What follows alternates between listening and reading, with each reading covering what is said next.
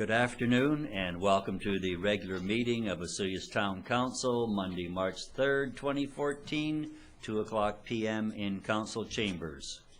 The first item on the agenda would be the adoption of minutes. We have Committee of the Whole minutes from February 17th, regular open minutes from February the 17th, and special open budget minutes from February the 24th. Any council input into those? Hearing none, they will be adopted by consensus. There was no business arising. Looking at the agenda itself, there are a couple of late items to be added. There's a letter and a transferring of some money from the RCMP, and there are some changes with the acting mayor appointments further on in the year. They will be added onto the agenda. There are no delegations under water. Sorry? Yes, Mr. Mayor, there is one additional item. It's from the Committee of Whole meeting earlier today, the Community Foundation of South Okanagan. Yes, there is. Thank you. And the acting mayor, we're going to withdraw the second request. We're just going to go ahead with the original report. Okay, which is already done. No, there is one change to acting mayor, but the second one that was put forward. Okay, I'll have you introduce that item when we get there. Thank you. So the Community Foundation was brought forward from the Committee of the Whole meeting this morning. Are we going to take that as business arising? No, because there wasn't any resolution in the Committee of the Whole. You can't make a resolution at that time, so right. Bring it forward as a late item. Okay. To address. Okay, we'll just put that in. We have our CMP, the acting mayor changes, and then we'll do the Community Foundation. Okay. Then going back to the water matters, the item that's on the agenda will be brought forward at a later date. We needed both water councilors here for that item. One of them was ill, so we can't proceed with that, so we'll take that water matter off the agenda. And I guess on that note, I'd also like to say Mr. Romanko went ill at noon today, our CAO, so Mr. Director Zackel is filling in, and also Councillor Mike Plant also was an early scratch this morning at about 8 o'clock, so we're losing our members pretty quickly here. Anyway, that brings us to correspondence. And there's a report from the Okanagan Basin Water Board regarding the meeting highlights. Water Council's wishes on that. Councillor Rhodes? Motion to receive. Thank you. And seconder, Councillor Ryan. Any discussion on that? Councillor Ryan, please. Yes, thank you, Mr. Mayor. I was happy to see the second item there about calling on senior governments to get serious about the mussel threat, and happily our council has put in a resolution to our Southern Okanagan Local Government Association, which actually captures the intent of this, and so we are supporting what they are asking. So that's very good. Councillor Ryan, please. Thanks, Mr. Mayor. I'd like to draw attention to the first item and just pass on a message to our mayor, who is the outgoing chair of the Okanagan Basin Water Board, and thank him for his hard work in our community. And I guess I'm sure Mr. Finlater won't be listening, but congratulations as the new chair there. But more importantly, thanks a lot, Mayor Wells. I know you've done a lot for our community through this organization, and thank you very much. Great, thanks, Councillor Rhodes. Yeah, it was 4+ years that I was the chair of that committee, and I just thought that sometimes you can step down and let some other people come in, fresh ideas, fresh blood. So and we had Doug Finlater from West Kelowna there, and he's going to do a good job for us. And I am still sitting on as a board member there, so looking forward to that. And as to Councillor Ryan's comments about the zebra quagga mussels, our tenacity as a group in the Okanagan is incredible, and we're just going to keep at this and until we get it going in the direction. People are listening. They are paying attention, senior levels of government, provincial, federal. They're getting the message. We're really trying to work on Canadian border services, and if we can ever get them to step up, that would be a huge location for them to be, looking at the American-Canadian border. And we just have to worry about because these little critters are in Lake Winnipeg now, so we just have to worry about their westward migration through Canadian lands. And you think that would be easier than dealing with them coming across the American border, but as long as we can just keep the heat turned up, we'll get where we're going. So I appreciate that. Going into bylaws, Water Rates and Regulations Amendment Bylaw 124206. Mr. Zackel, please. Thank you, Mayor Wells. So bylaw 1242.06 is before council tonight, or today, for adoption. This bylaw received first three readings at the February 17th meeting. It includes a $10 increase to single-family resident water users and a 3.37% increase to all other water user fees. So the options before council is 1, to adopt Water Rates and Regulations Amendment Bylaw 1242.06, or 2, to rescind third reading and further amend the bylaw and reread. Council, please. Council McCordoff, Rhodes. Yes, I move to adopt Water Rates Regulation Amendment Bylaw, option 1. And Councillor Rhodes seconding. Any discussion? All in favor? That is carried. Next item would be the sewer rates, 1065-15, 2014. Mr. Zackel, please. Thank you once again. So bylaw 1065-15 is also before council for adoption. This bylaw received first three readings at the February 17th meeting. Both schedules A and B have been amended to reflect a $3.35 increase to water or sewer user fees, and this is a 1.5% increase to all the other sewer user fees in town and a 1.06 increase to the rural. Some of the sewer capital projects that we've got coming forward is a sewer capacity study, which should be completed in the very near future. We got the Desert Park Reclaimed Water Irrigation System expansion, and this project's being deferred until we receive the sewer capacity study. The reclaimed water expansion to the high school golf course says spare pump and motor, but this is actually for secondary supply. Main lift for the force main upgrading, finalization, and odor control in the Northwest Sewer Project. So the options for council to adopt Sewer Rates and Regulations Amendment Bylaw 1065-15, or option 2, to rescind and reread with amendments. Thank you. Councillor Ryan. Yes, I would move adoption of the Sewer Rates and Regulations Amendment Bylaw number 1065.15. And seconder, Councillor Rhodes. Any discussion on this? This is we roll these through pretty quickly, but they're really you know, the main part of our infrastructure. There was some key items there by Mr. Zackel, some backup secondary supply systems for the golf course, and there was things that we really need there as part of that part of our sewer infrastructures. Anything on that, council? All in favor? Opposed? Carried. Next item, Waste Management Service and Regulation Amendment Bylaw 1267. Director Zackel, please. Thank you. Moving right along. Another bylaw that is before council for adoption is our Waste Management Service and Regulation Bylaw.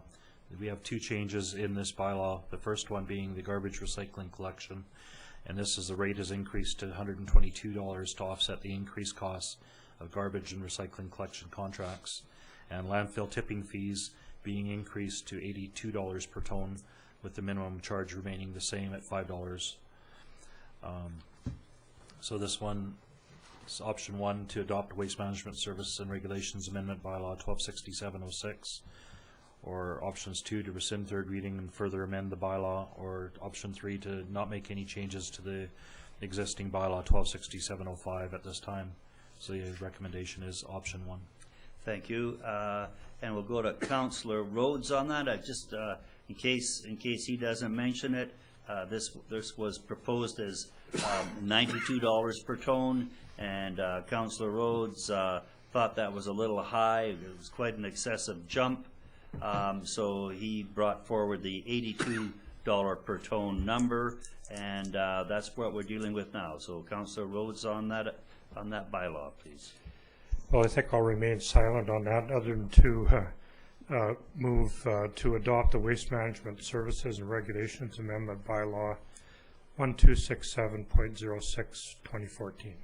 Thank you. And that seconder, Councillor McCordoff. Anything further on that? All in favor? Opposed? That is carried. Well, we're rolling right along here. Under bylaw still, item number 4, the 2014-2018 5-year financial plan bylaw 1304. Director Zacko, please. Thank you. So Section 165 of the Community Charter requires municipalities to prepare a financial plan for a period of 5 years, which is adopted annually by bylaw. The Charter also requires Council to undertake a process of public consultation regarding the proposed financial plan before it's adopted.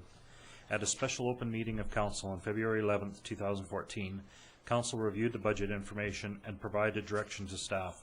The information in the financial plan reflects those directions as attached. Financial Plan Bylaw 1304-2014 received first reading at the regular open meeting of Council on February 17th, 2014. At the special open meeting of Council on February 24th, 2014, we received input from 3 members of the public, and after the input, gave second and third reading to the bylaw. Financial plan requirements. The financial plan must be adopted by bylaw at any time before the annual property tax bylaw is adopted. Section 197.1 requires that Council must adopt the annual property tax bylaw before May 15th. The budget assumptions. Ensure service levels in all operations and facilities are cost-effective and meeting expectations of residents and visitors. Complete priority projects identified by Council and Department Directors. Identify sufficient contingency to respond to unforeseen expenditures. Adjust capital expenditures to maintain current service levels. Maintain property tax policy of increases to cost of living as directed by current financial plan objectives and policies. Continue to contributing towards a police reserve fund to lessen the impact when the town goes over the 5,000 population. So the highlighted changes: 1.75% increase to property taxes. This is an increase of $41,350 in tax-based revenue. 1.15% of the increase is going towards funding capital projects, and 0.6% of the increase is going towards offsetting operating costs. Garbage and recycling fees to increase by $3. Tipping fees to be increased at the Town of Oswego Sanitary Landfill to $82 per ton. Sewer rates to increase by $3.35 annually for a single-family residence. Water and water district rates to increase by $10 annually for single-family residents. Significant operating expenditure increases or decreases. Elections in 2014, including a referendum, is $18,000. Destination Oswego is taking over economic development under contract with the town is $88,000. Community development, this budget went down by $85,100 in 2014 as the economic development component is being contracted with Destination Oswego.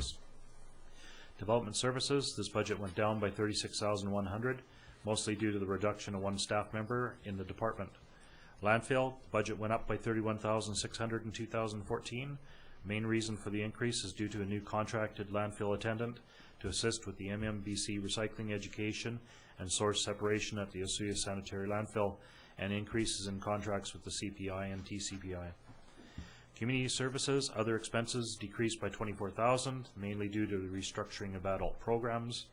Parks, budget went up by $30,650 as a full-time seasonal parks worker was added. General debt, budget went up by $15,800 to account for the new debt charges that were approved by the electors in 2012 for the Cottonwood Road project. Transfers to reserves in our general fund, we're transferring $23,200 into our CMP, $11,500 into Marina, $24,000 into fire department equipment. And in the water fund, we're transferring $174,585 into reserves, Water pump and motor replacement, $20,000. Reservoir cleaning, $10,000. Leak detection, line cleaning, $20,000. Our contingency allowances in our general fund is $50,000. Sewer fund, $30,000, and water fund, $20,000. Funds available for capital projects: general fund, $549,305. Sewer fund, $448,135, and water fund, $497,585. The cost to an average single-family residence is to increase by $24.54 for 2014. So implications for the community: a significant amount of capital projects are planned for 2014 that will enhance the community and improve the infrastructure in the town and rural service areas. Organizational: a reduction of 1 person in planning and development services, and in addition to 1 full-time seasonal parks worker has been added. Budget: user fees for garbage collection, water, and sewer have increased a combined $16.35 for single-family residents, and a 1.75% increase to property taxes after new construction dollars are added. Sustainability: working to ensure maintaining levels of service for the community and financial sustainability for the town. So the options before council: option 1, to adopt 5-year financial plan 1304-2014, and option 2, to rescind third reading and make additional changes to 5-year financial plan and reread for a third time. Thank you. That's a great report, and by the way, it was a great budget. Just one question, and I ask it every time. I'm sure next year we'll have it on the information sheet. When we look at that average lift of $24.54, that is on our average assessed value of $322,000. That's correct. Hey, thank you. So I ask that question all the time so that people can look at their assessed values and roughly see what they're going to be looking at for a tax hike this year. So at $322 being the average, and that's going to cost you $24.54, you can compute what your tax lift could look like. So, council's wishes on the report, please. Councilor McCordoff. I'd like to move option 1, to adopt the 5-year financial plan. And seconder, Councilor Ryan. Speaking to the motion, Councilor McCordoff. Yes, thank you. I think we've gone through a long day of budget deliberations. We've had meetings and open meetings, and we've really looked at this very carefully, and I think that this is a good budget and a good financial plan, and I'm happy to support it. Thank you. Anything else from council? Thanks, Director Zackel. That was a long process for you. Can you breathe a sigh of relief yet? Is it sort of done? It's not adopted yet. Anything further from council? All in favor? It is now. I can breathe. Thank you. Carried, thank you. Still under bylaws. Form-based zoning approach to implement in the southeast Meadowlark area. Director Cunningham, please. Thank you, Mr. Mayor. On February 7th, council gives first, second, and more towards me? Okay, good. Okay. On February 7th, council gave first, second, and third readings to OCP Amendment Bylaw number 12314-214. This amendment will replace OCP Section 910, Intensive Residential Development Permit Area Guidelines, with revised guidelines which are attached. Council is now requested to approve adoption of the amendment. The IRDPA guidelines, which were originally approved on September 3rd, 2013, are the linchpin of our form-based zoning approach for shaping future mixed-use residential development in the southeast Meadowlark area.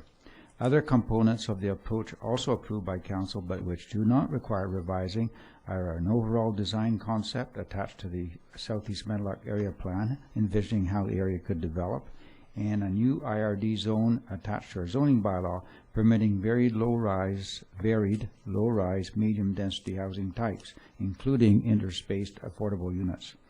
The first application of our form-based zoning approach will likely be development of the town-owned Richter property remainder.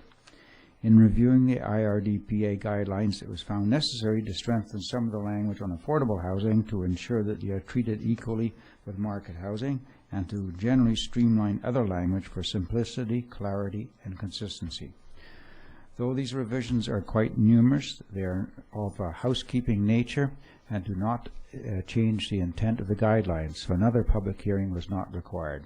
Options: 1, Council approve adoption of OCP Amendment Number 123-14-214 IRDPA guidelines, or 2, not take any action. And if you wish, Mr. Mayor, I won't read the impacts again. I read them at an earlier meeting.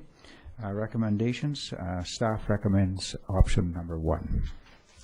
Thank you. Council, please. Councillor Ryan. Yes, thank you, Mr. Mayor. I would like to move adoption of the OCP Amendment Bylaw number 1230.14 to 2014. Thank you. And seconder, Councillor Rhodes.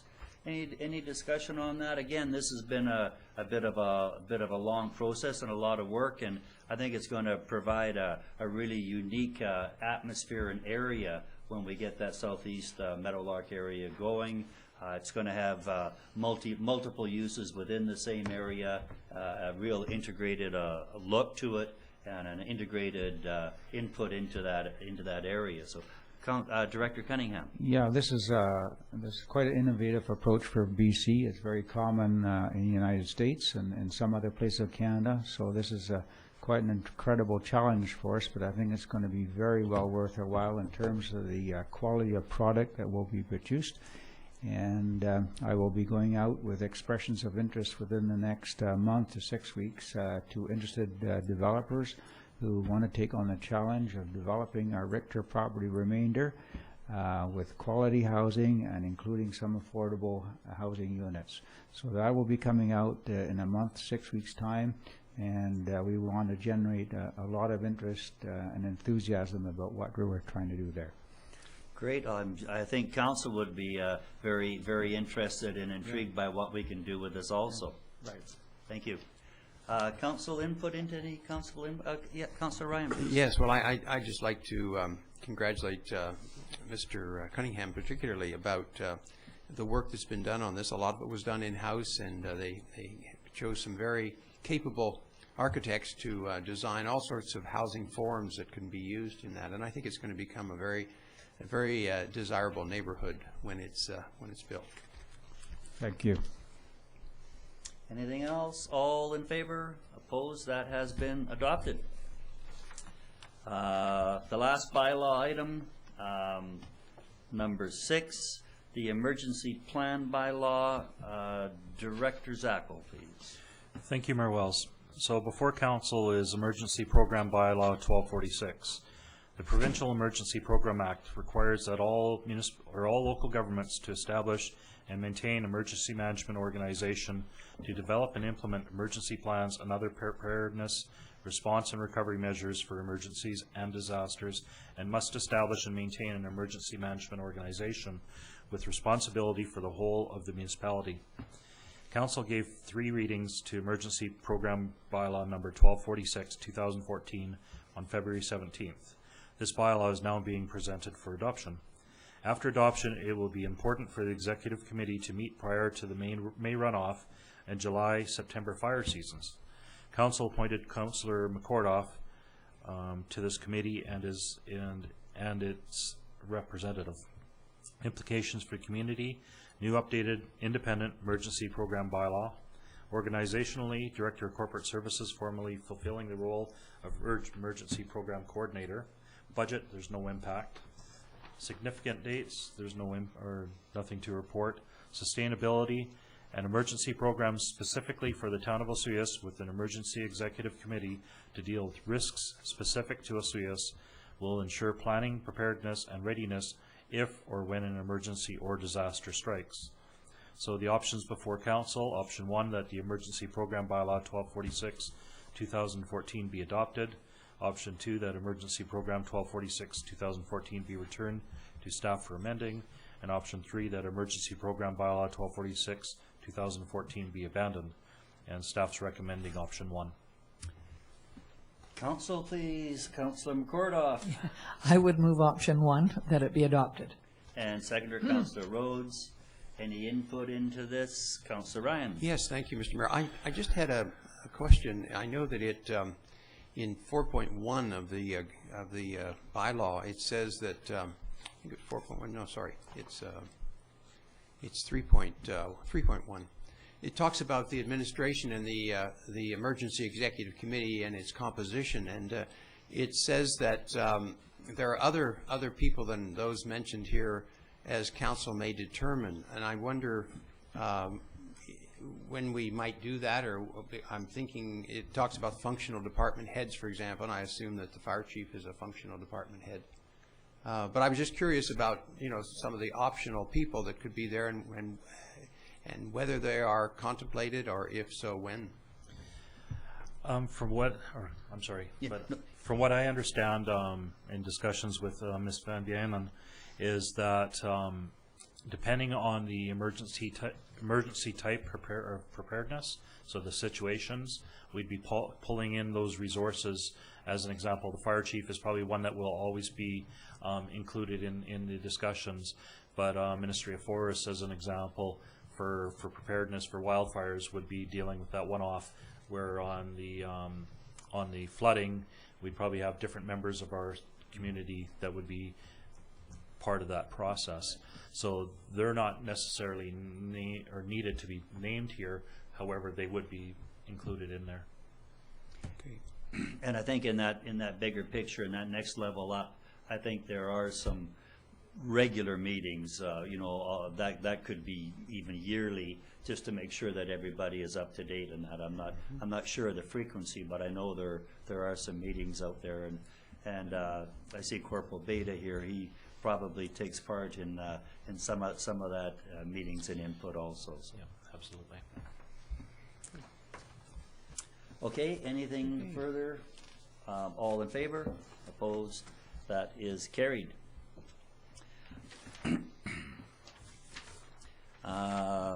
Into business, we have the 2014 to 2016 business plan approval.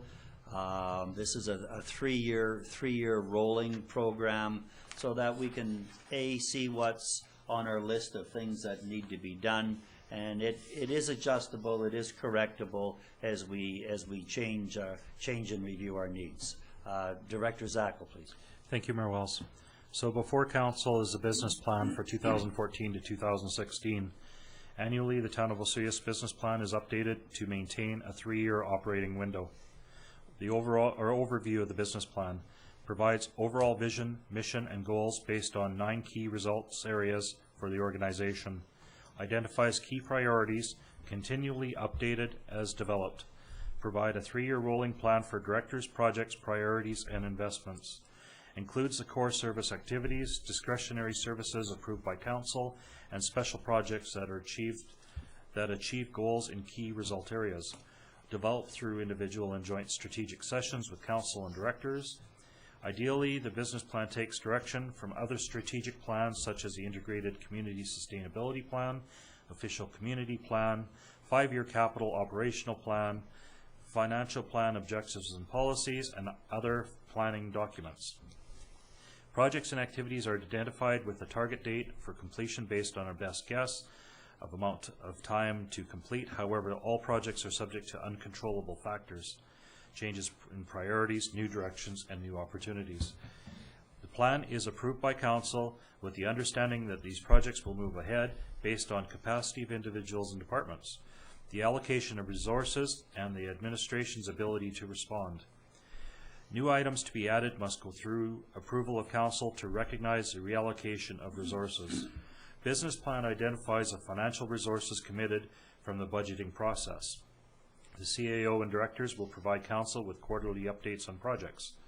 Although roles are different, many projects require administration and council working together within their respective roles to achieve success.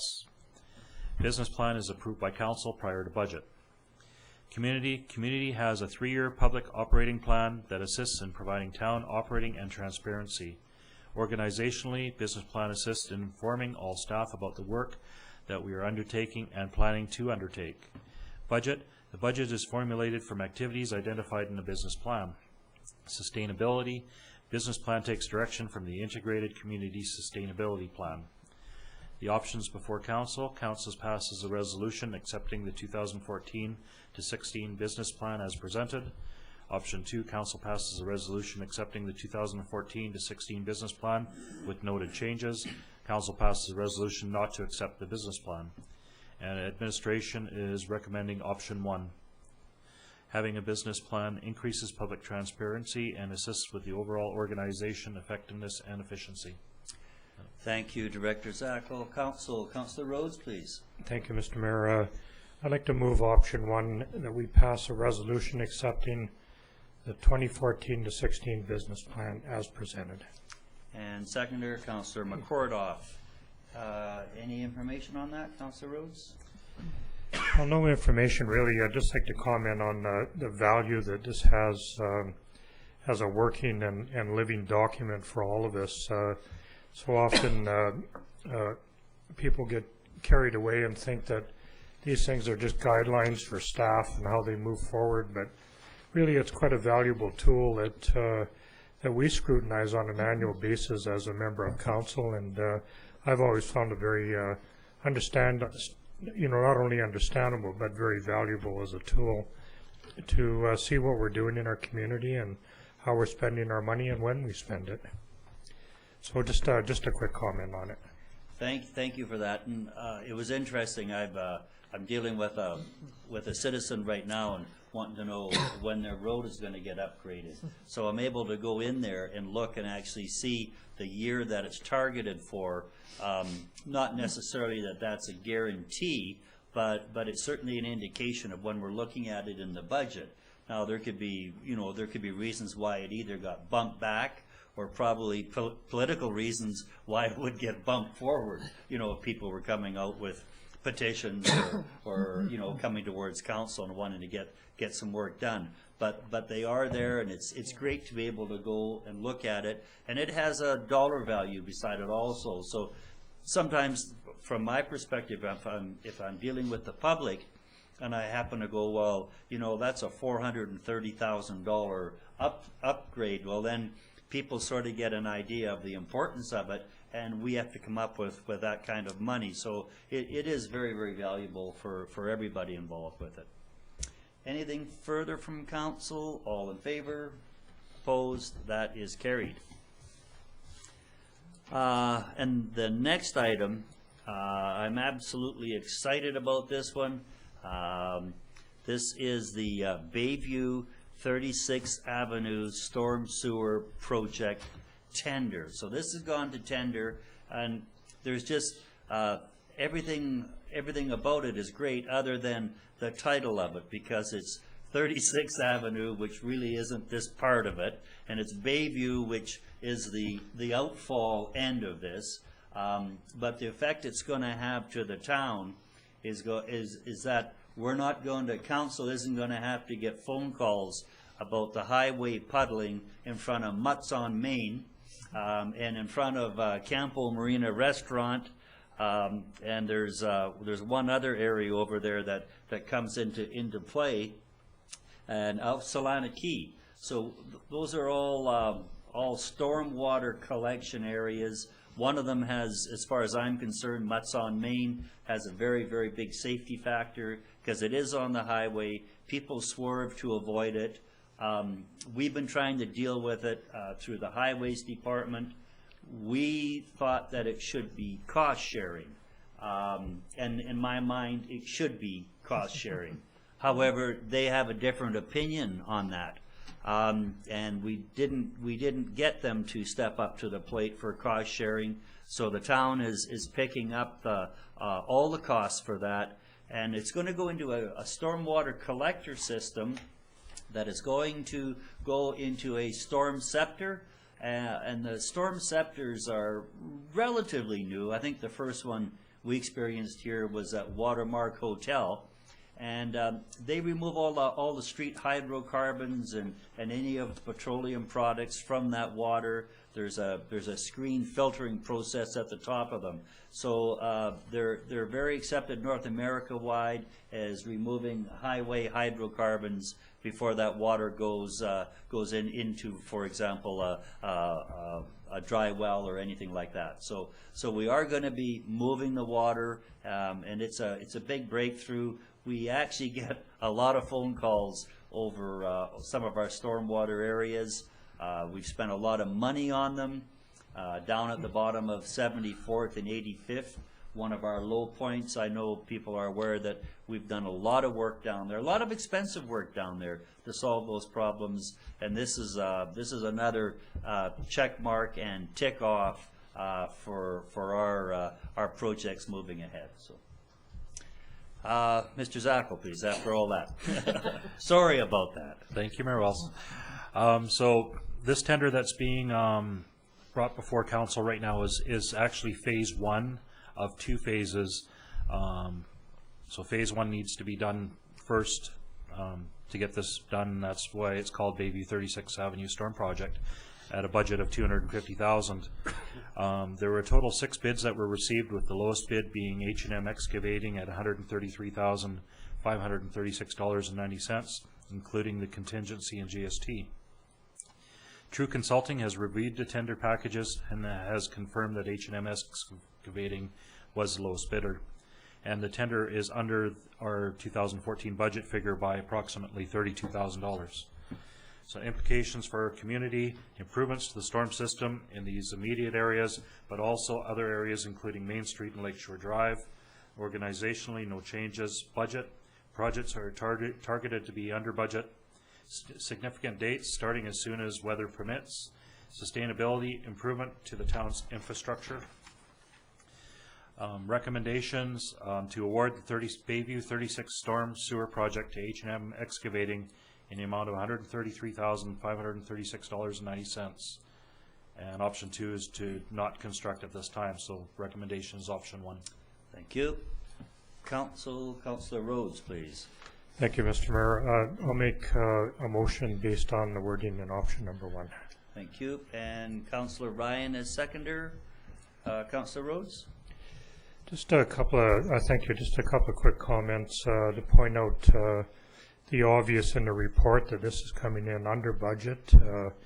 We don't often enjoy that. Usually we're bumping right close to the budget or slightly over, and that's always a good thing, and I'm confident that it's a quality company and they're going to do a good job.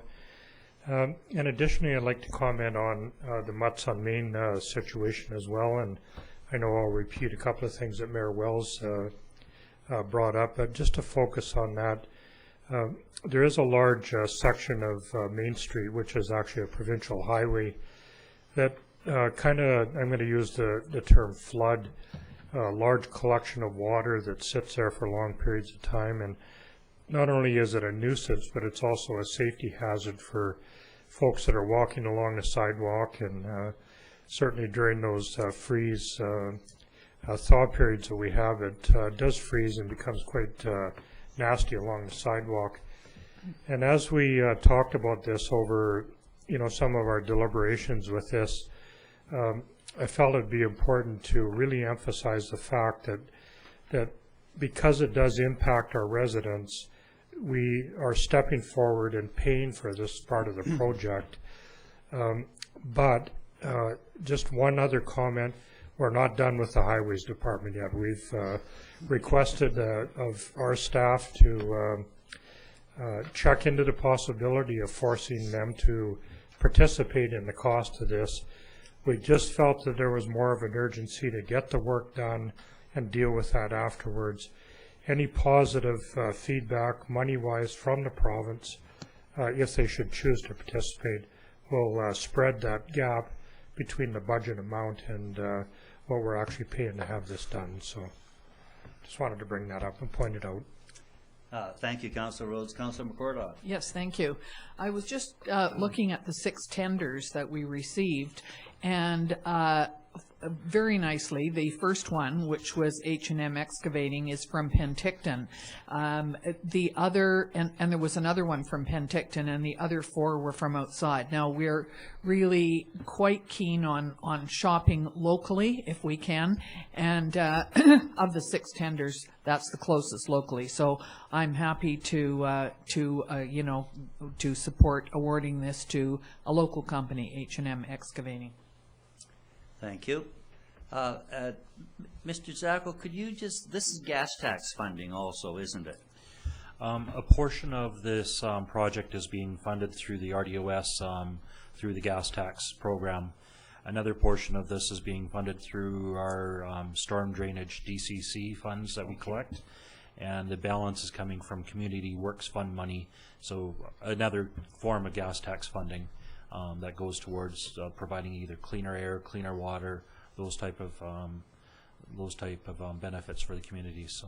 Okay, and they are prescriptive to one of those uses for communities. Yep.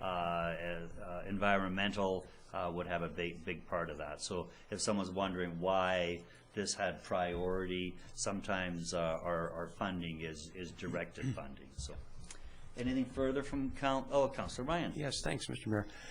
Just two things. One is that this company that we're awarding it to is a known company. We've used them on our Northwest Sewer project successfully, and also as mentioned by Mr. Zackel, that the funding was for cleaner water, among other things. And so what this is doing is, instead of just putting that water into the lake as it is drained, it is being purified. It's being cleansed, and so it's going in with the removal of many of the harmful things that would have been in it when it goes into the drain. So that's a good thing.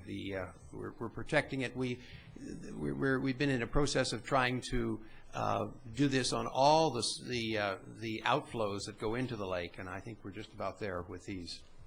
Okay. Now, great, thank you. Good. That's good input. Anything further? All in favor? Opposed? That has been awarded. Next item, Desert Live financial request. Director Zackel, please. Thank you, Mayor Wells. So the Desert Live group came before council at the February 24th meeting. They've reduced their financial request from $50,000 down to $40,000. And they've also proposed to change the music festival for new dates of June 27th to July 1st. Council approved the expenditure of $15,000 from the 2013 Resort Municipality funding to assist with the project. However, the additional funding is yet to be determined if council is going to award that. Implications for our community benefit from the increased entertainment in and around the Cherry Fiesta. Goals to increase economic development by providing people with additional activities that will lengthen their stay in town. Organizationally, there's nothing to report. Budget 2014 Resort Municipality Fund have identified $15,000 for additional visitor enhancement activities. Any additional funding considered for this event would have to come out of community development budget. Council must also consider whether other future visitor activities may require funding. Significant dates. Destination Osuis requires an answer for their funding so that they can continue with their planning. Sustainability, there's nothing to report. So the options before council: fund the additional $25,000 as requested from the 2014 Resort Municipality Funds and Community Development budgets. Option 2, fund the additional $15,000 from the 2014 Resort Municipality budget. Option 3, fund a council identified amount. Option 4, don't provide additional funding beyond the current approved $15,000. And Barry's recommendation here: administration provides no recommendation due to the range of funding opportunities. That determination is best made through council's debate. Administration has concerns that this project may be viewed as an annual funding application that goes beyond the resort municipality allotment in the strategic plan. Okay, the committee has received $15,000 as they look towards putting on 3 to 4 days of additional music, trying to bring people to town, put some heads in beds, generate some excitement around July 1st, which this year I believe falls on a Tuesday. So if we were looking at building up, actually they'd be looking at building up both sides of July 1st down the road. But at this point, first just coming out of the chute, so to speak, and getting it going and organizing it in a first year event, they're looking at the period of time before July the 1st. So we've committed $15,000, and there's an additional ask here for more funding. So now it's up to, as the report indicates, now it's up to council to what we want to do with this, and I'm going to turn this over to Councilor McCordoff because she sits on the committee and has also great background with the Festival Society and getting an understanding of how things work in the town and how these concerts and that can work and what the requirements are, whether we put the money up now, whether we sort of adopt a wait-and-see attitude as they see the funding coming in, whether we have a meeting with them and get a report out as to what some of those costs are. There's a lot of questions out there. The resort municipality funding, that is a result of the 2% hotel room tax. So that does come from the tourism resort part of our municipality. That's not direct taxpayer dollars coming there, but we can spend that money in other areas. So there's quite a few choices for council to juggle here as we look at doing the right thing for Desert Live. So Councilor McCordoff, please. Yes, well, may I make a motion? Certainly. I would like to move the adoption of number 2, that fund additional $15,000 from the resort municipality budget. And then I will speak to that. Okay, and a seconder for that, please. No? I will second that. Okay. Okay, Councilor McCordoff. Thank you. I've been to several of the meetings that Desert Live has had. It's backed by Destination Esuias, and so that's where it's held. This is the first year of this type of event, and every time we've had a meeting, things have been adjusted a little bit. Because it's something new, and the last round, it was, do we have it the 3 or 4 days before July the 1st? Or do we have it July 1st, which is already done by the Festival Society, and have it 3 or 4 days after that? So I think most people were in agreement that we have it the Friday, Saturday, Sunday, Monday before July the 1st and try and tie them both in. The main, when the Desert Live first came to council, they asked for $50,000 to get this off the ground. At that time, they were looking at about a 10-day event, and since it has been come under some scrutiny, and they've decided to bring it down to 4 days and include July the 1st, because they'd really like to have a really nice band at the end of July, on July the 1st, right before the fireworks, which would be funded probably by the Esuias Festival Society and Desert Live. They kind of thought that some of the things, and it was pointed out to them, some of the things that they had on the list that would be cost items probably would not be necessary now. There was a lot of things on the list of garbage pickup and security fencing and that type of thing. All of the events, other than individual ones that might be in certain restaurants which could tie into it, will be held down at Gyro Beach and at the band shell.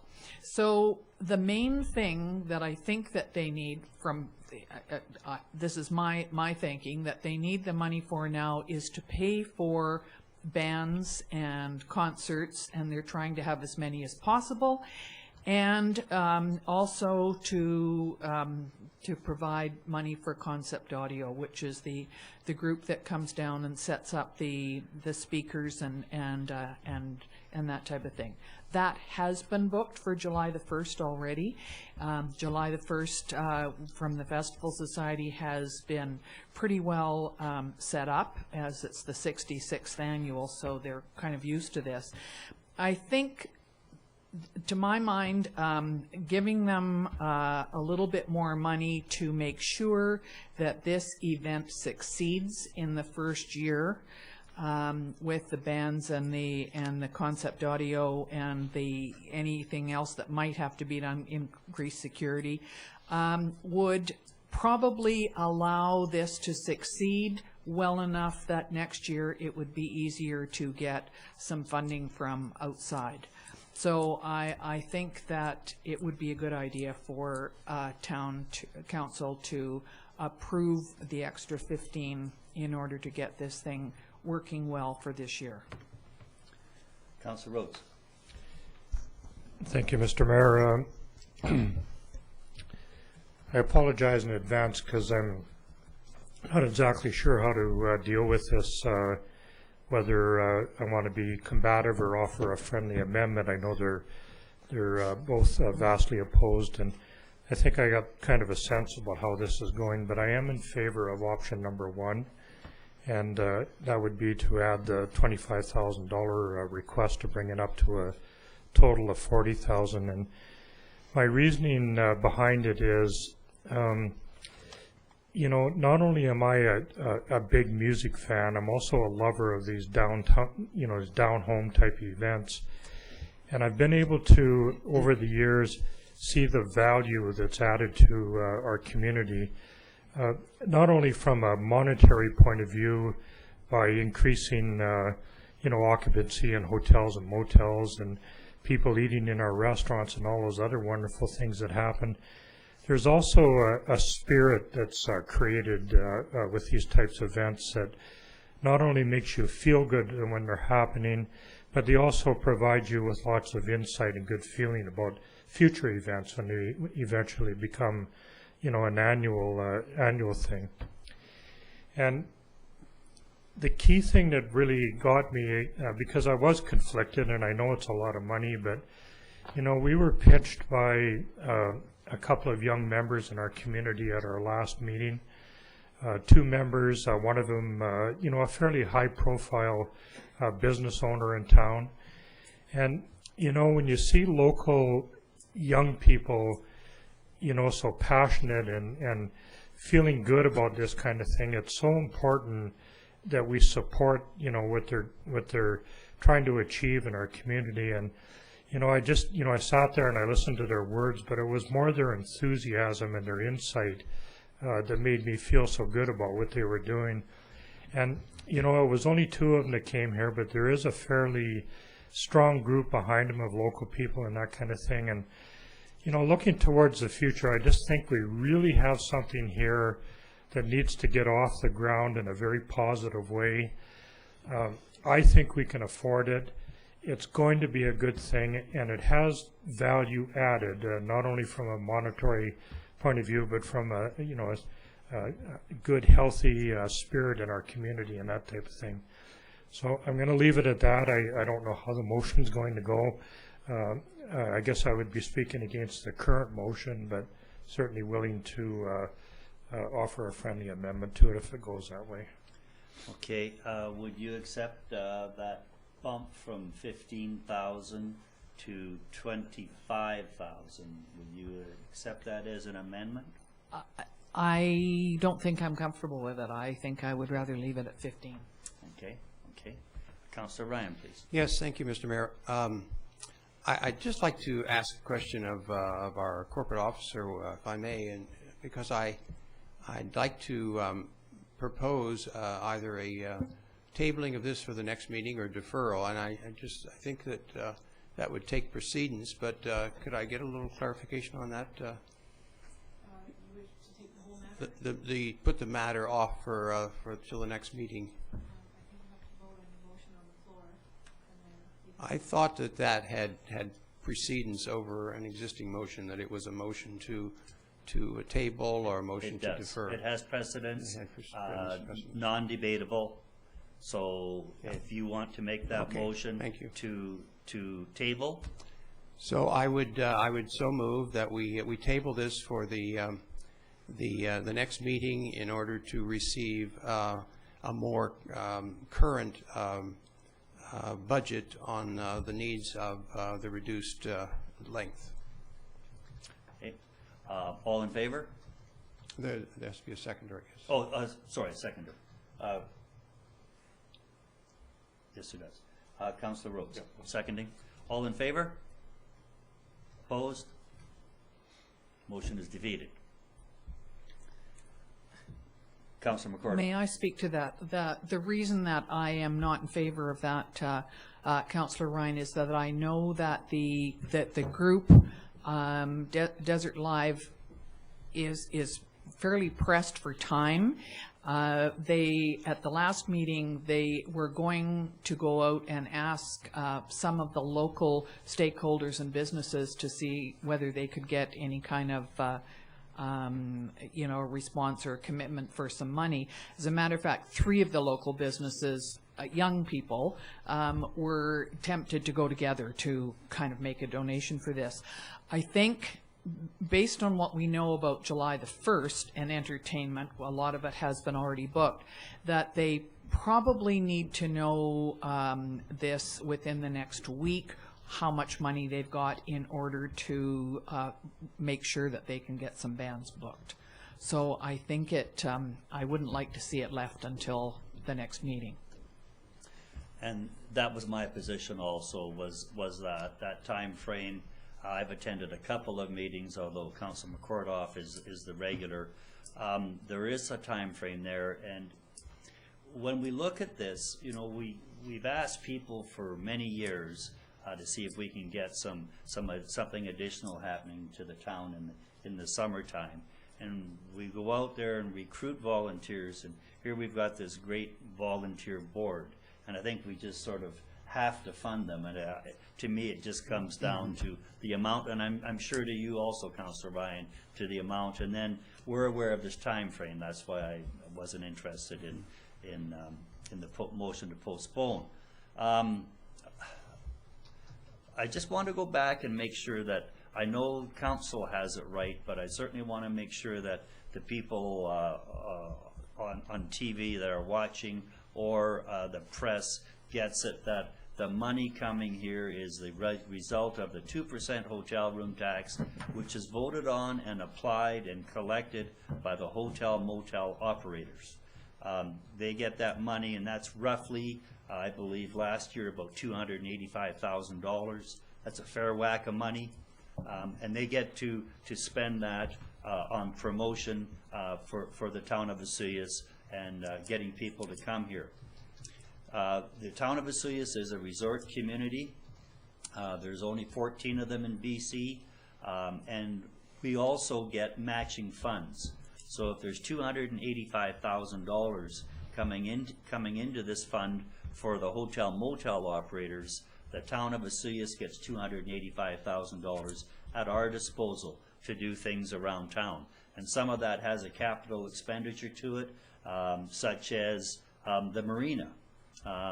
Some of the marina funding got funded by the resort municipality, as do our parks and other improvements directed towards both the people that live here and our tourism industry. So we have the money, and these people are coming forward to put this on first year, and they're being very cautious. They wanna make sure it's solid and square and works.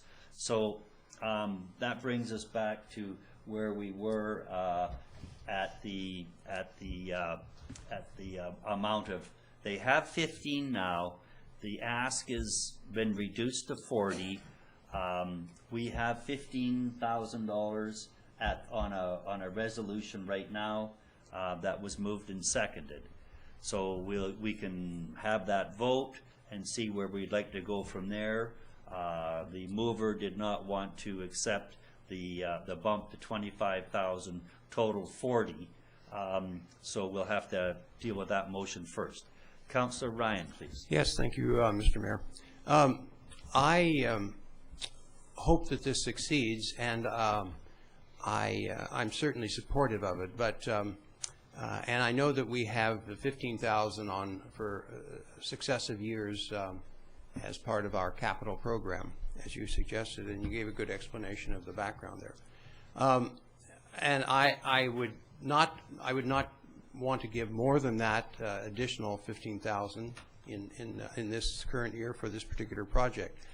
However, while I will vote in favor of it, I want to make it very clear that I'm not happy with the fact that we are still dealing with material that was given to us, 4 weeks ago.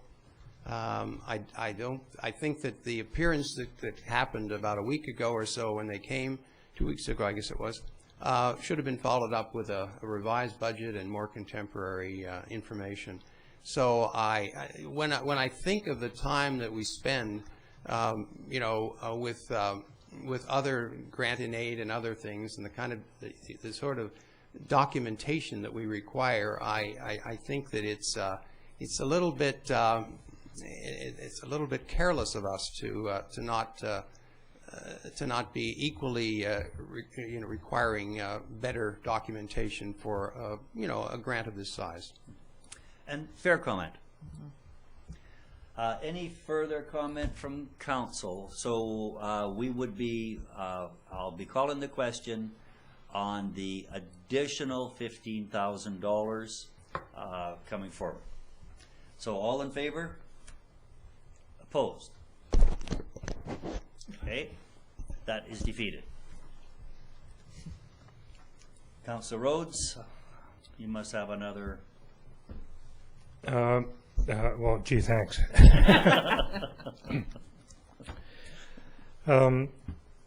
Well, I guess in the interest of moving this forward and taking a shot at it, as ridiculous as it may sound, but I would like to make a motion based on option number 1. To provide, I need the number here. Okay, to fund the additional $25,000 requested, and those funds coming from the 2014 resort municipality funds and community development budgets. Okay, thank you. So that would be, the motion would be for $25,000. Okay, seconder, please. So I'll second that one. Any discussion on this? Hearing none. All in favor? Opposed? Oh! I give up. I'll go for it. Opposed? Councillor Ryan? Okay, that motion carries. 25,000 additional dollars. I thought, we were going to defeat that and then maybe find a common ground somewhere. I really think that that's probably plenty for them to do, and I just think they need to use it wisely and definitely come back with an adjusted budget about how they're going to use this. That's my thinking. Okay. Now, could we have that as a resolution, please? Councillor Rhodes? Thank you. I was going to pass it over to Councillor Ryan. I was just going to suggest that perhaps this is a great opportunity to add some quality to this and make it contingent on the requirements that we need to feel comfortable about where the money's going. So you're a much better wordsmithing these things than I am. So. Well, thank you for the opportunity. If you want to know that before, and I think we should, then I think we should say that we are approving the additional 25,000. I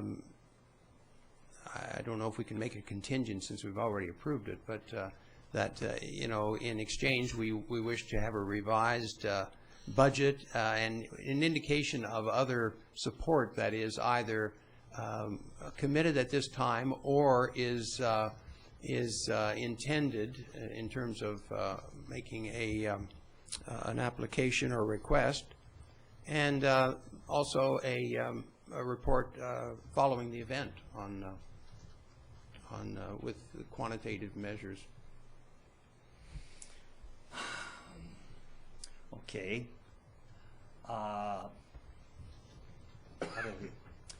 Okay, we're in a place where we just have to. It's just going to take a little stick handling here because I like that, and we may have to go to a motion to rescind because I would really like that report as a part of the money.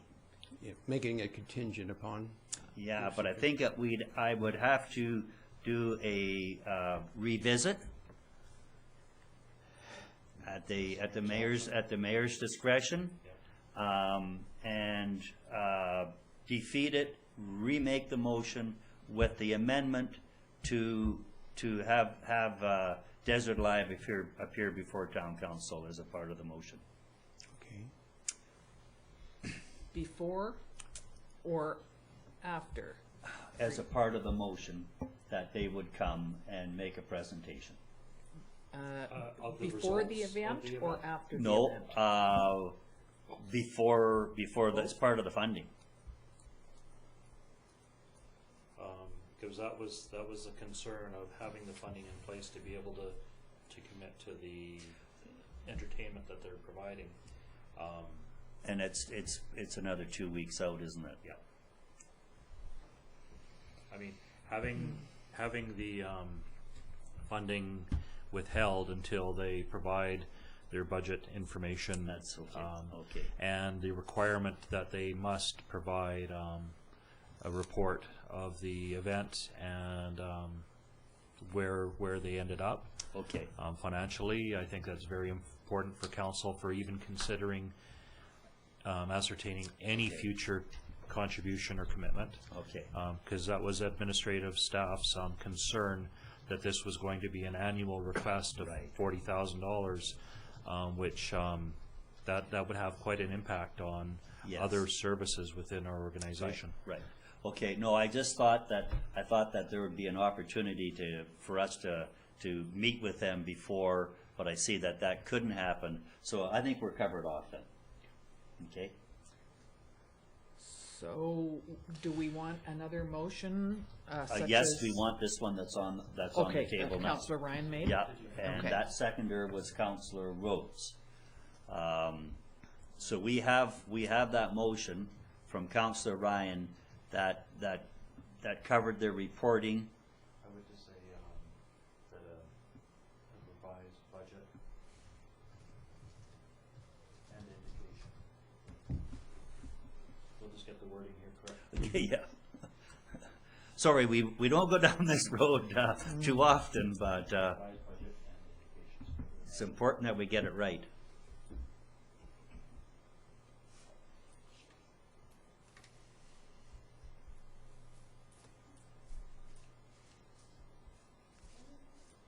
Okay, so that a revised budget and indication of other support committed at this time, or that is intended, and also that a report following the event on quantitative measures.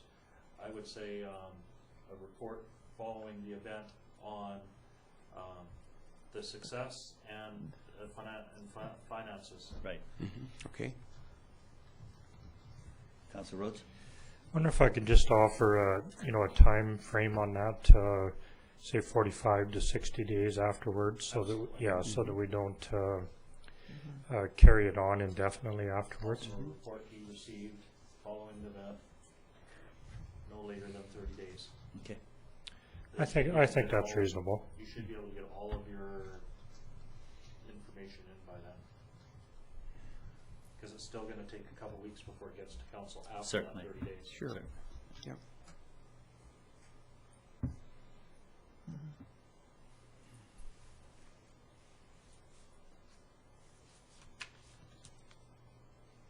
So what we got now is Ryan Rhodes said a revised budget and indication of other support committed at this time, or that is intended, and also that a report be received no later than 30 days following the event on the success and finances.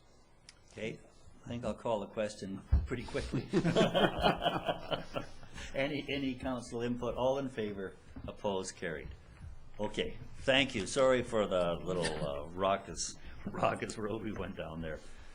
Okay, moving on to the agenda, under Business 4, Mosquito Control Extended Service Amendment Bylaw 2602. Director Zackel, please. Thank you, Mayor Wells. The RDOS provides mosquito control service to the town of Vesuvius. The town authorizes this service from the RDOS through Mosquito Control Extended Service Establishment Bylaw 1149. The RDOS is requesting an amendment to Bylaw 1149 in order to amend the apportionment formula for providing the service to be as follows. average on-time spent in a participating area during the previous 2 years, divided by the average on-time spent in all participating areas during the previous 2 years. This new apportionment will see the town's share of the funding for mosquito control reduced from 2.43% of the total cost to 1.74%. This new apportionment formula will see those using more field time for mosquito control pay more, while those using less will pay reduced fees. In order for the bylaw to be approved by the RDOS board, they require the participating municipalities to consent on behalf of their respective electors.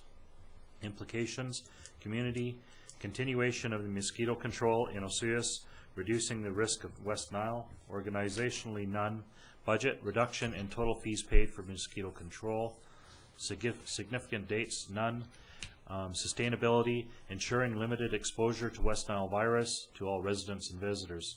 Options: that council consent on behalf of the electors of the town of Osoyoos to the adoption of RDOS Mosquito Control Extended Service Amendment Bylaw 2602/2014, or option 2, that council not consent on behalf of the electors to the adoption of RDOS Mosquito Control Extended Service Establishment Bylaw 2602/2014. And staff is recommending option 1. Councillor Ryan, please. Yes, I would move option 1 as read. Okay, and that seconder, Councillor Rhodes. Discussion on that, please? Yes, thank you. Well, I think it's really important that we continue this mosquito control for the West Nile virus, and in this case, I commend the RDOS because they've been working toward a much more equitable attribution of costs to the various programs and the various participants. So clearly our percentage is going down, which is a good thing, but it also appears that they've come up with a formula that's fair and equitable. Thank you. Anything further? All in favor? Opposed? That is carried. Other flying creatures here. Migratory bird cull agreement. Director Zacko, please. Thank you, Mayor Wells. And this report's from our Director of Corporate Services, Jeanette.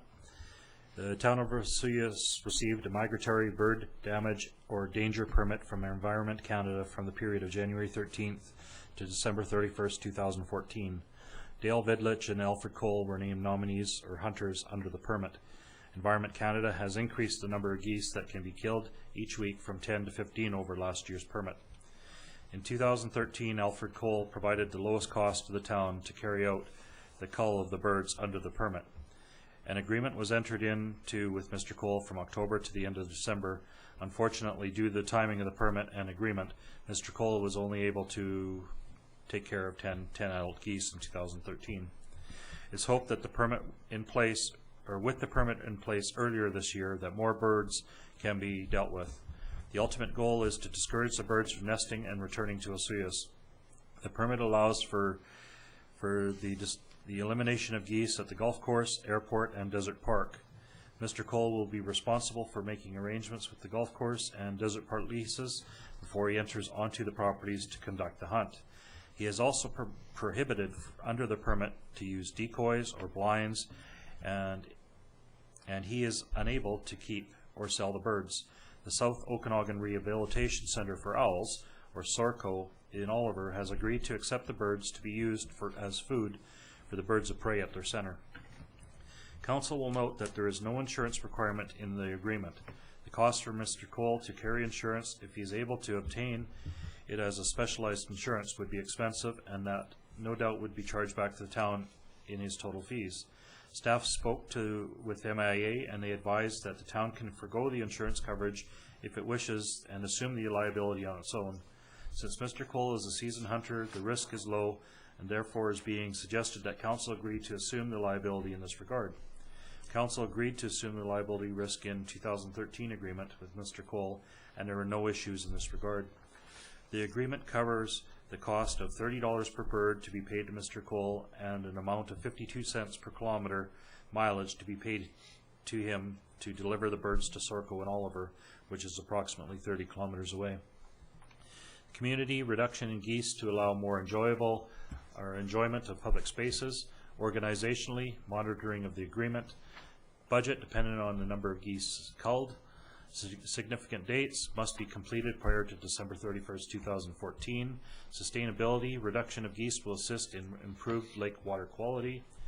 The options before council, option 1, that council approve the goose cull agreement with Alfred Cull, including the town, assuming the liability risk, and that the signatories be authorized to sign.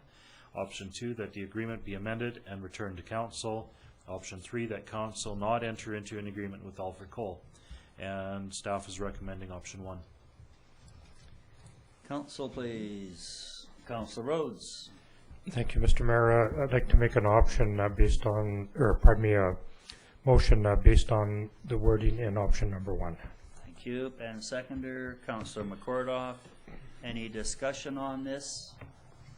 I wish them the best of successes out there. It's not as easy as people think it is. It's a pretty tough job. As you can see, last year I think there was only 10. So, and there's quite a large number allotted there. And this comes from, if anyone is interested, comes from through Canadian Wildlife Services. So we went through a long and rigorous road to get this far. Councilor Rhodes. Thanks, Mr. Mayor. Just a quick comment that how lucky are we to have residents who recognize this situation as being a difficult one to deal with. Almost every other community, when they've introduced the words cull or elimination into any kind of legislation, have had such tremendous backlash that it's actually stalled, and in a lot of cases actually stopped the process from moving forward. I think we went about this the right way. We got the proper approvals in place and everything, and I'm really hoping that we can look forward to some improvement in our community. And one of the things that's kind of missing out of this wording is the actual health benefit as well. You know, we've had information come forward about children that have ingested some of these byproducts from the geese, and health concerns have been pretty bad. So anything that we can do to make it better certainly a good thing in our community. Thank you. Anything from council? All in favor? Opposed? Carried. Next, this is a good item also. There's some good things on the agenda today. The Osoyoos Traditional Archery School, license to use. Director Zackel, please. Strawberry Creek Road. And this is this organization that started a while back. It's got a large family factor to it. Brock Payton, who represented Canada at a world level last year, is a part of this organization. So I'll get the report from Director Zackel, please. Thank you, Mayor Wells. In 2013, Council granted a license to use agreement between the Osoyoos Traditional Archery School for the use of lands located at 11600 Strawberry Creek Road. This agreement was for a one-year term with the possibility of a one-year renewal. The Osoyoos Traditional Archery School is requesting use of the lands at 11600 Strawberry Creek Road for the further one-year term. If Council agrees to grant the use of the lands for the additional year, an agreement for the term of May 15th, 2014 to May 14th, 2015 must be approved. All aspects of the 2013 agreement will remain the same, including the requirement for Archery School to provide $5 million liability insurance, naming the town as additional insured. There was a clause under the term portion of the 2013 agreement that stated a possible extension for one additional one-year term may be considered by the grantor. However, it is clear to the grantee that there will be no further renewals without subdivision and land use zoning changes that can only take place with the permission and approval of the grantor and at the expense of the grantee. This clause has been amended to remove the reference to the one-year renewal in the 2014 agreement. Implications for the community: recreation that is available to all family members. Organizationally, monitoring of the agreement. Budget, nothing applicable. Significance dates, nothing applicable. Sustainability, continuation of an established activity. Options before council. Option 1, that the 2014 license of use agreement with the Osceola Traditional Archery School for the use of lands at 11600 Strawberry Creek Road be approved, and that the signatories be authorized to sign.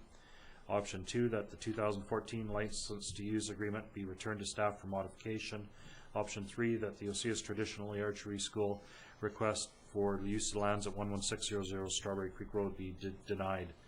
So the recommendation before council is option 1 to recommend an award. Okay, Councillor McCordoff.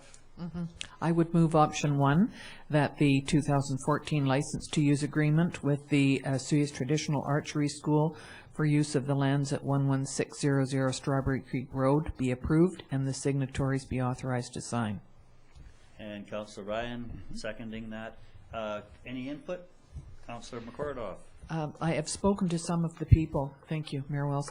I've spoken to some of the people who use this, land, and it's really, truly a family event, and they have enjoyed that. I think it was a successful year last year. It gave them a place to go and to improve their archery skills, and they're quite keen on it, and I think it's a great idea, so I'm all for it. Yes, low cost and lots of families taking part in it. So that's got two winners in it as far as I'm concerned. Councillor Ryan, please. Yes, I'd just like to add, Mr. Mayor, that I spoke to Mr. Payton recently, and he has several of his students who've actually won tournaments recently in other parts of the country, and you know, he was asking if they could get an Osceola's flag to take with them for their next competition.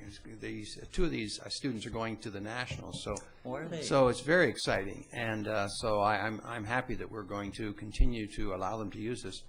I do have one little question though, and it relates to that clause that that was read by Mr. Zackel, and we took out this first sentence, but as many contracts as I have read in my time on council, I still am perplexed by that clause 20 and what it means as it remains in the agreement.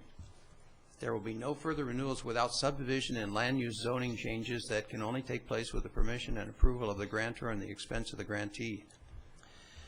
From what I understand is that this the actual zoning of the property doesn't fit the purpose that is being utilized for. So to follow practices of ensuring that our uses are correct, that's in there to cover. So it's a bit of an out for us if we don't renew it, that we say, well, we warned you. Yeah, it's still council's decision if they wish to invoke this clause. Absolutely. Yeah. Okay. Absolutely. Good. Okay. Thank you. Okay. Anything else from council on the contract renewal? All in favor? Opposed? Carried. Brings us to the acting mayor appointments. The one in the agenda, that's the one we're dealing with. Okay. Ms. Scott, please. I'll get you to do this one. All right. This is a report prepared by the Director of Corporate Services, the 2013-2014 acting mayor appointments. Under the Council Procedure Bylaw and Community Charter, Council is required to appoint an acting mayor. Council made appointments in December 2013 for the 2014 year. Councillor McCordoff has advised that she will not be available in September to take the acting mayor role. Councillor Rhodes has agreed to switch his acting mayor schedule from August to September, with Councillor McCordoff taking on the August time slot. A resolution of council is required for this change. Leadership for the community is provided in the mayor's absence, and there are no changes for organizational, budget, or sustainability. We have continued leadership. The recommendation is that Councillor McCordoff be appointed as acting mayor for the month of August 2014, and that Councillor Rhodes be appointed as acting mayor for the month of September 2014. Councillor Ryan, please. I would so move. Councillor Rhodes. All in favor? Opposed? That is carried. One of the late items coming forward, the RCMP request to transfer some funds. Mr. Romanko and I met with Corporal Beta. About 3 years ago, the town put forward $1,000 to upgrade and improve and tune the RCMP bikes that were being used for summer patrol, basically. So we granted the money, and it never got used. And one of the reasons it didn't get used was because at that time we were a joint detachment, and the bikes were being used in both Oliver and Osoyoos, and the local RCMP didn't think it was right that we were putting forth the money when the bikes were being used in both towns. Now that we're not joint use anymore, and the bikes happen to be in very, very good shape, and the RCMP has, the local detachment has purchased a side-by-side quad vehicle, all-wheel drive, all-terrain vehicle, ATR. I probably don't have quite the jargon down right, but close enough. So, and this vehicle is going to be used as a beach patrol, mostly, well, basically off-road, except to get from beach to beach, or other areas where it could be used, be it up at the West Bench or behind the industrial park or areas like that. And so there is it was a brand new purchase, and there was a complements of lights and turn signals that would make it a little more friendly to being on the road. It's making it so it could be licensed as an on-road vehicle, albeit for short runs. So the request was to, and I believe the light package was in that $700 or $800 range, and the request was to use that money into the new quad vehicle. And as a part of that, our bylaw officers are going to be a part of being able to ride with the RCMP, because right now with our very successful policing of our parks, the police and the bylaw officers go out together, and now they can be in this vehicle side by side. There's one more component there, that the RCMP to go out, they have to have, no, I don't have it quite right, where they need 2 officers to be able to take the vehicle out, where if they can get out there and there's a bylaw officer there, I just don't quite have that hang. Absolutely, Corporal Beta, please. And we can get you a microphone right over on that second chair, or the first one here. And red button, right? I think that one's live. Okay. Yeah. Oh, it is, great. Thank you, Mayor Wells and Council. For the record, my name is Corporal Jason Beta. I'm the 2IC of the Osoyoos RCMP detachment, and thanks for bringing this forward for us. Okay. Yeah, what it was is, to reiterate a little bit what you said, there was funding there for us to use for the council provided us back in 2008, actually, $1,000 that we just weren't prepared to use when we knew that that funding would be utilized for bikes that wouldn't always be used in our community. So the bicycles have been maintained by us out of our normal RCMP budget to this date, and they're in good repairs. The bikes have been a great asset for us, and we still continue to use them, but we found that for our enhanced policing on the beach and on the border, a sport utility vehicle or UTV would better enhance what we can provide. In the past, we've had ATVs, which are for a single occupant, and our policy is that in order to run an ATV, we must have 2 operators, so you must have 2 ATVs at one time. With UTV, we can run with 1 operator, but we can also take someone else with us. The unit that we purchased, the RCMP purchased, is a 4-seater unit that'll be we can utilize to take EHS ambulance or search and rescue into outer line areas that the vehicles can't readily access, as well as on the beach patrols. We can take BYLAWS with us, which we're currently doing with foot patrols, but with the UTV we can cover much more ground in a much shorter distance and give the public a better response time. So basically what I was asking council for is that $1,000 that's been sitting there for the last number of years, I would like to be able to use it towards, say, a UTV, for the purchase of a signal light kit, which is the total cost was $717, including, or sorry, not including the taxes, and that it does include the installation fees. That would make the unit much more safer for when we are traveling from the beach onto the road and back onto the beach.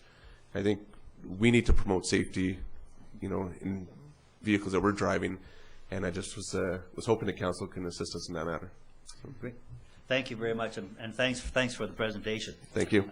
Council, any questions? Councilor Rhodes. Well, I'll save Mr. Zacco having to read the report and make that motion. Okay.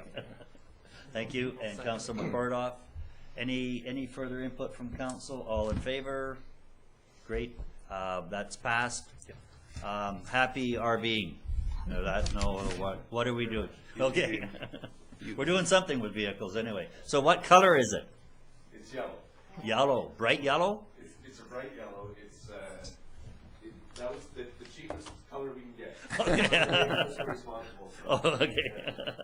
Maybe you can mention too when I talked about that we would like to put in a Soyuz town sticker on it as well. Right. Yeah. We're so that's going to be a part of it. We will get, because it's not like a car. We get to have a Town of Vesuvius deco on it. So sure. we're working on that as part of our partnership with the RCMP, that's great too. So thanks for coming out. Thank you.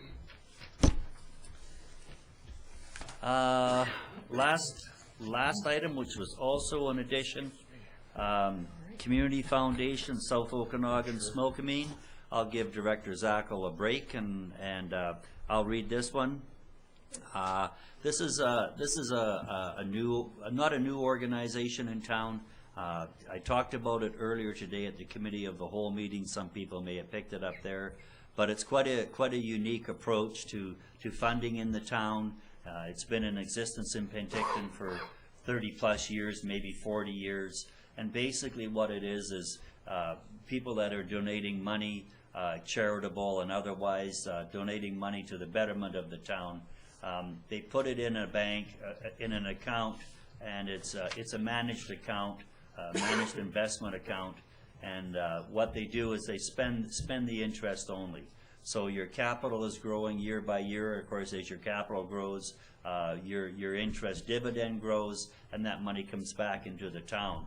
And although this one here is managed out of Penticton, it's completely separated monies. The Vesuvius monies are completely separated from the other communities that they do the funding for. And then you can even be selective as to the use. As I had stated earlier, I know that there's some monies in there that are for the maintenance of the Pioneer Walkway only. And that money goes in there, and the interest that comes out of it, and I believe it's in the $5,000 area, the interest that comes out goes into the maintenance of that park. So in effect, it's you have a perpetuity fund that is gaining interest and granting funding to small projects. And we're getting this going in town. Quite excited about it. So this is the first step. So I'll read the report. Correspondence was received from Sarah Trudeau with the Community Foundation of the South Okanagan, requesting funding to assist with the enhancement of the program locally. The Community Foundation has hired a coordinator to develop local committees who will advise on local grant applications and to assist with building their endowment funds. The Vesuvius Community Fund currently has a balance of $5,848. The Community Foundation is providing an opportunity to match funds to a maximum of $2,500 for Vesuvius. This would mean adding another $5,000 to the current fund, giving it a balance of $10,848. In the past 22 years, the Foundation has supported Vesuvius organizations with over $27,000 in grants and scholarships. The Foundation relies on pooled funds in the region to provide funding to Vesuvius. They have stated that this cannot be relied on every year. With its current balance, the endowment fund for Vesuvius only earns $180 in interest annually. And last year, with the pooled funds, they provided $3,500 to Vesuvius organizations, thus showing a need to grow the fund. The Foundation is hoping that local citizens will be encouraged to donate if the town provides the financial request of $2,500.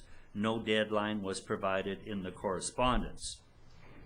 The options are to consider a one-time allocation from the Community Service Program in the amount of $2,500 to help build the foundation locally, or number 2, consider developing a policy to contribute an annual amount from the Community Service Program in the amount of $2,500 to help build the foundation and raise the profile of the foundation locally. So the first one was a one-timer, and the second one was to look at it as an annual contribution, perhaps out of our grant and aid funding. Council, please. Councilor Ryan. Thank you, Mr. Mayor. I would like to move that council give a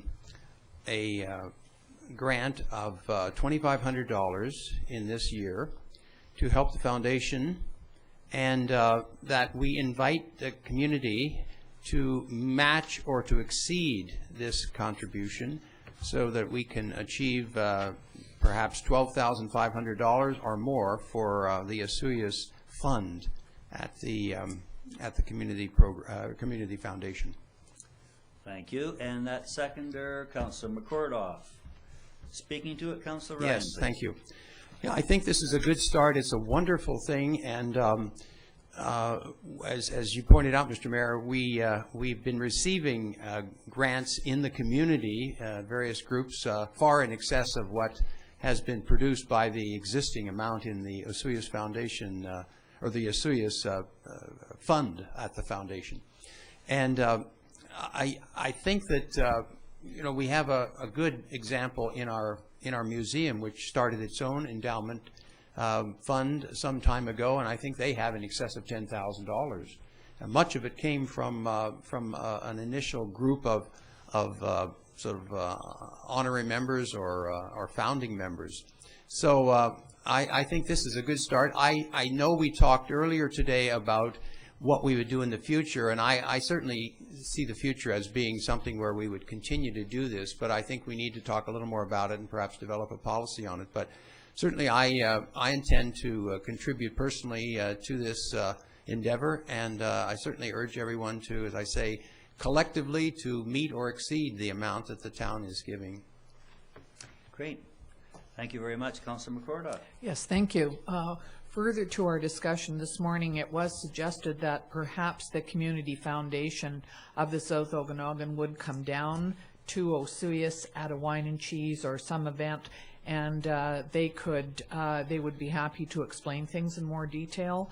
They would be happy to donate, to take donations, and perhaps give people a little bit more of a comfort in what this is doing and where the money is going. Certainly the Pioneer Walkway would be one thing. That's a great place to donate.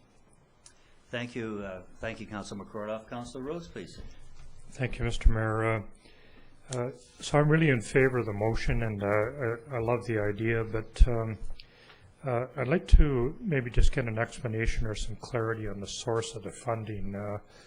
The Community Service Program, would that reduce the grant and aid amount proportionally by?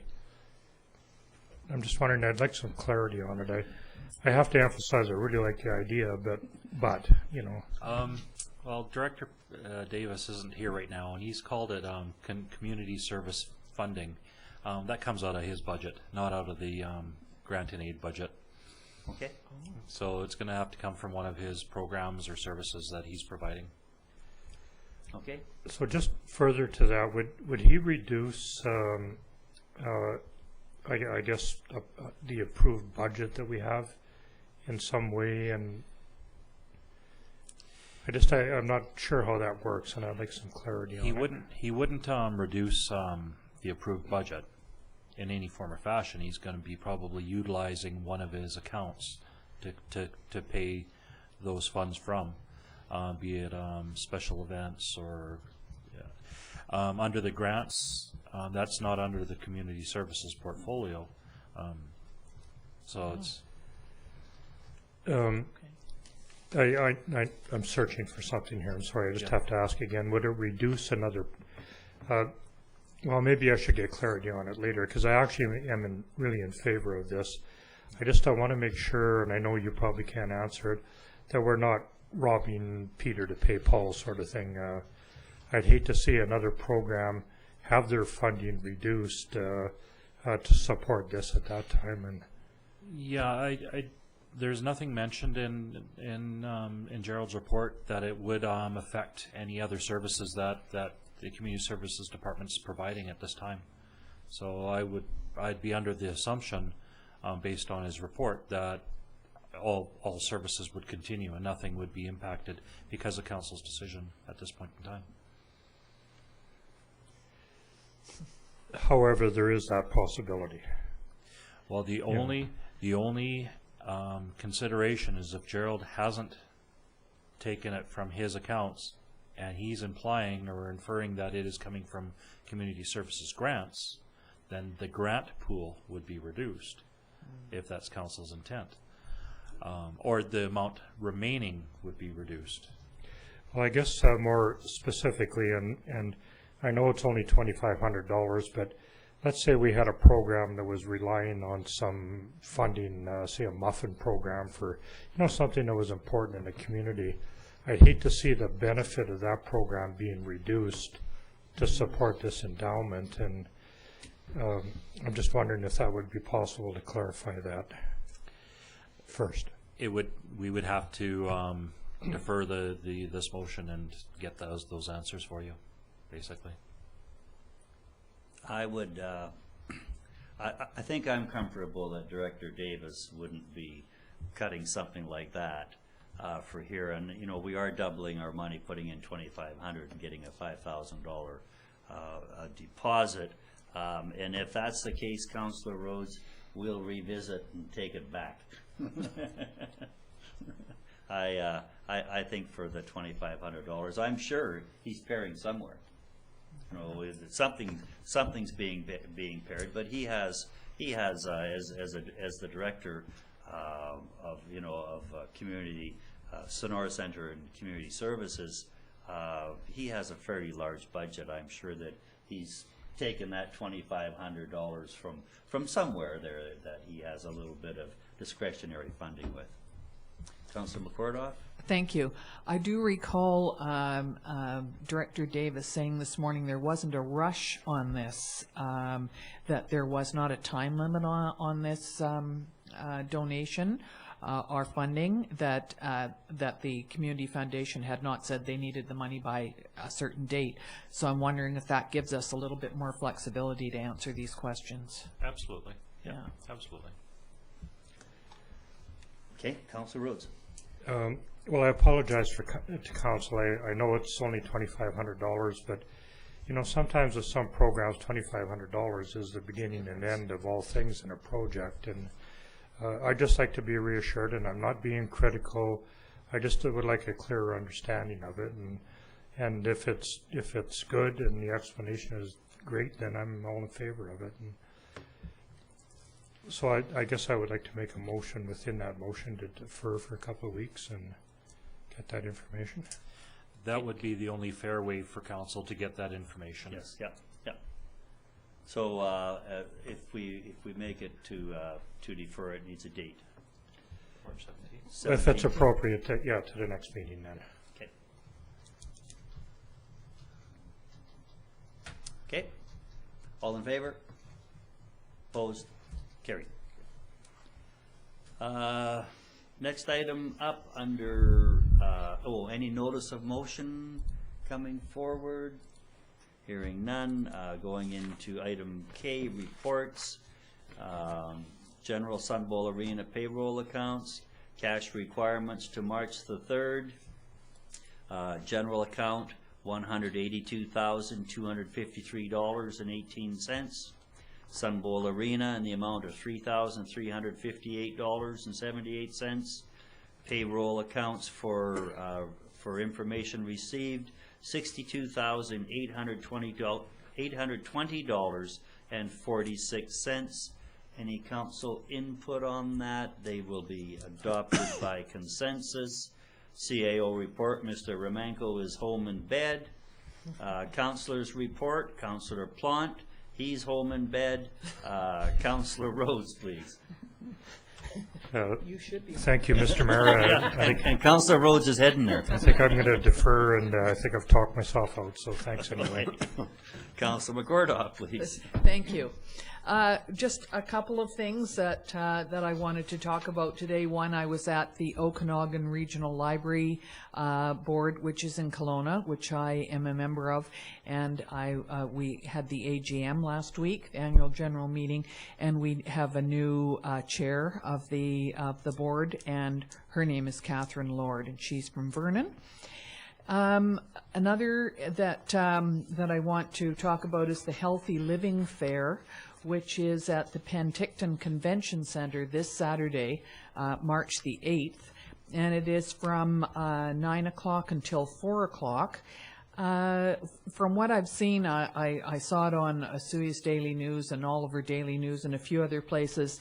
There are quite a few speakers that are going to be there, some activities that are healthy, food that is healthy, lots of booths, so if anybody happens to be up in Penticton at the Convention Center on Saturday, that would be a good place to drop in. I don't think there's a charge for it.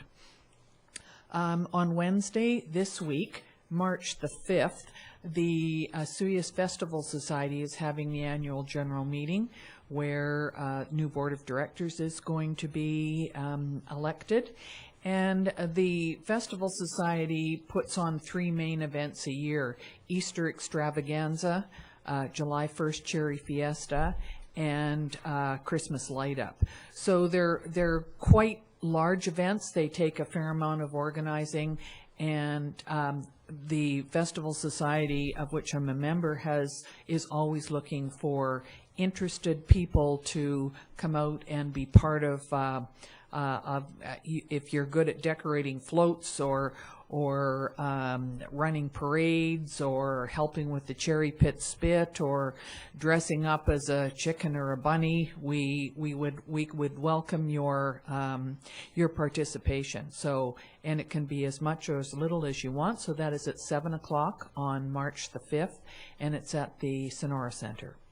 And the last thing, well, I'm looking at the weather, and it really doesn't look very much like spring. This weekend, it will be daylight saving time, and that's always the sort of the start of spring, as far as I'm concerned, Saturday night.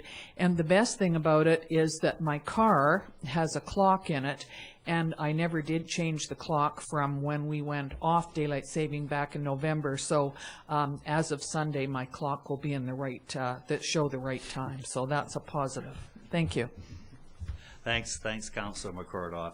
That sort of reminds me of that line that even a broken clock is correct twice a day. Councilor Ryan, please. Thank you. Now I know why Councilor McCordoff is always early for meetings. Well, we had a nice presentation today by 2 of the student members of the, I always get the name wrong, it's sort of the Global Awareness? Global Awareness Committee, Global Awareness Club. Thank you very much. Get a little prompt from my cue card there. The Global Awareness Club, and they were talking about bee awareness. And of course, as they did last year for Mother's Day, they're going to be selling sunflowers, little baby sunflower plants. And you can get these and grow them because they're really bee friendly. And they've got a number of other activities that they're planning as well. So I just want to, all the gardeners out there, you're probably itching to get out into your garden. So just make sure that you buy some sunflower plants from them and plant those in the garden. Also, bees are going to be the subject of our desert societies. They have a program of 4 presentations, and the honeybees, a movie and an expert are going to be at the end of this month on Saturday, the 29th of March, at the Watermark Beach Resort from 2 to 4. They're going to have a presentation on honeybees. So very important, and they're important to so much of our lives and our food supply. So if you have it all any time that day, please drop in and participate. We also had something today from the Okanagan Water Board, and they were talking about mussels, and they're trying to get the provincial government to, at our border points, whether they're into the United States or to Alberta, to be checking boats for these little invasive species. And we are going to our SILGA, our Southern Interior Local Government Association meeting at the end of April to support that endeavor through a resolution. And so I'd just like to invite all the boaters, as you're getting ready to enjoy the warm weather, which is coming, that if you've been outside the province with your vessel, that you check the Okanagan Basin Water Board website for how you can clean your boat properly and before you launch it here, because these little creatures love to hide in chains and in rollers on the boat and propellers and any little space they can get into. So check that out and try to make sure that you look around, you clean it, dry it, and drain it. And lastly, just a notice about this is an election year for local government, and it's going to take place in November. There seemed to be some uncertainty about that, but the province is going to change it in the future, but this year it'll be in November, and it's going to be a 4-year term, so a few changes in the works, and I think they're going to come out with something about election spending. I think that might be something coming this year too, but in any event, they've come out with those two things, that there will be no change in the month that it's held. It will be in November, and it will be for 4 years. So if you're contemplating it, now you know. You heard it first here. Thanks, Councillor Ryan. Just a few items I would like to touch on. I've been tied up with some Destination Osuyas interviews. There's a job position over there, executive director. Probably had between 40 and 50 applications coming in, shortlisted to 10. We've had initial contact with some of them, telephone questionnaires, and heading tomorrow to finish that off, and probably hopefully get down to a 2 or 3 short list, and bring a couple of them in for interviews and see how who's going to get that job. It has both the marketing of Osuyas in it, and also the economic development rolled into Destination Osuyas. So it'll really be good to get that job filled, and get some activity going over there. It's Brianne Hurl's been doing a great job filling in, but there's a lot of work over there for one person. Last week I participated in the opening ribbon cutting of the Osuyas Indian Band convenience store in East Osuyas. It was just a great sunny day, and there had to be a couple hundred people out there for a ribbon cutting. It was really good, and the Chief Clarence Louis was there, and Chris Bauer, and also there was some smudging going on, and it was really good. And we have the council has some town friends there, being the young couple that operate a beach bum lunchbox, that were a mobile vendor down at Gyro Beach, and now they're fixed over there, offering their Montreal smoked meats and poutine. So anybody that's interested could always renew friendships over there. They're certainly a very young, energetic couple. Attended Regional District Board.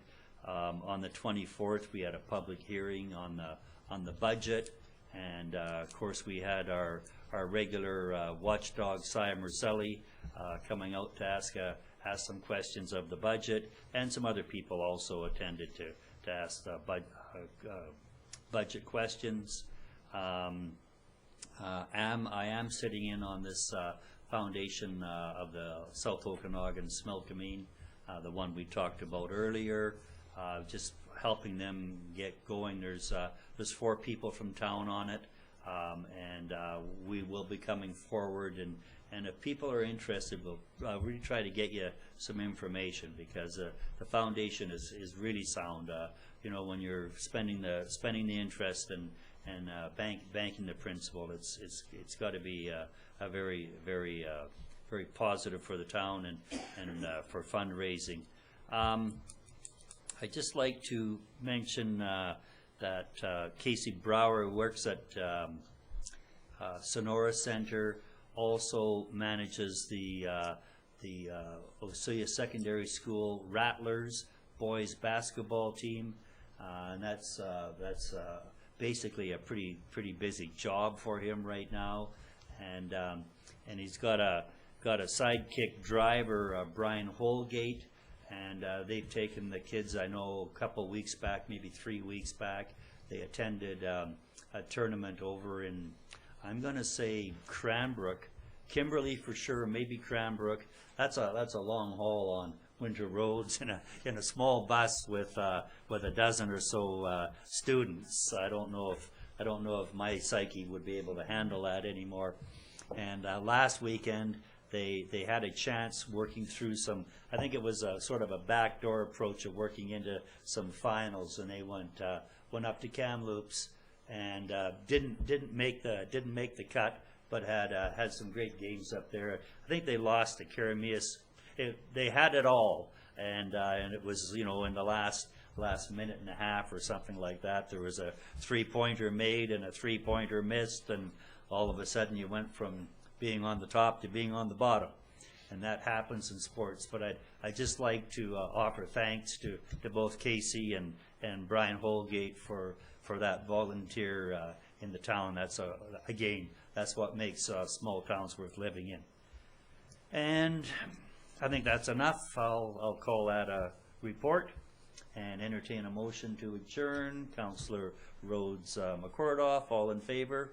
We're adjourned, folks, and good afternoon.